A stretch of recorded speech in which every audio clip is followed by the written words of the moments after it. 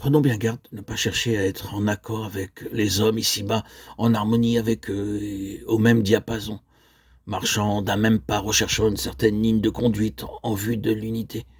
Si nous le faisons, nous nous dédisons pour l'essentiel à l'égard de notre naissance divine et de notre relation divine qui sont des choses autres et si différentes.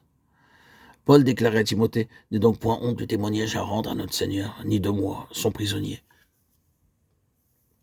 mais souffre avec moi pour l'Évangile selon la puissance de Dieu. » Pourquoi ce n'est pas honte? Ou pour ne pas encourir cette honte, nous essayons d'être en bon terme avec le monde. Nous sommes honteux d'être différents. Nous pensons perdre un certain prestige.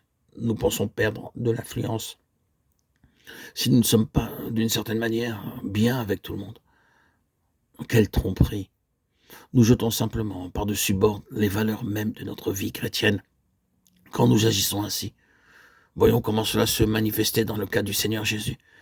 Il avait des contacts, oui, bien entendu, mais sans établir des connexions. Pouvez-vous faire cette distinction? Des contacts sans raccordement. Oh, il était en rapport avec des gens, il était en contact avec des choses. Il marchait parmi eux, les rencontrant, cela se définissait par des contacts. Mais il n'y avait aucun raccordement. Il ne faisait pas bloc avec le monde. Concernant la vie sociale, oui, il allait à un mariage, à des funérailles, à un festin et à tout le reste, mais sans aucun compromis ni approbation.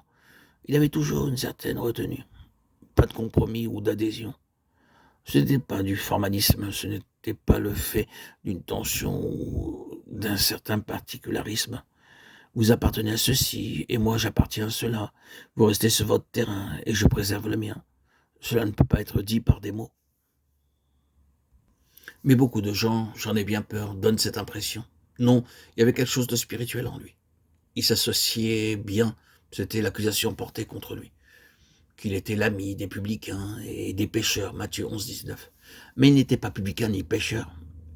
Il y avait association, mais aucun compromis, rien qui abaisse, aucun compromis, aucune acceptation de ce qui se faisait. C'était cette relation avec le ciel, ce quelque chose de plus, de différent, qui le gardait incorruptible.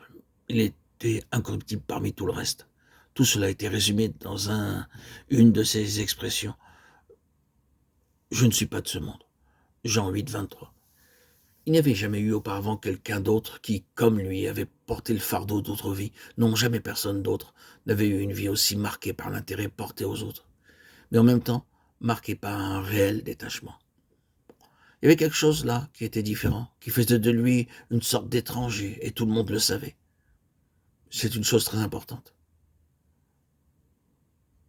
La vie chrétienne, dans le Nouveau Testament, est clairement montrée comme étant divine dans chaque aspect, divine dans sa naissance, née d'en haut, divine dans sa pérennité, divine dans sa consommation, dans son élévation, oui, divine, dans sa vocation, un divin appel. Tout ce qui est céleste caractérise la vie chrétienne selon la parole de Dieu.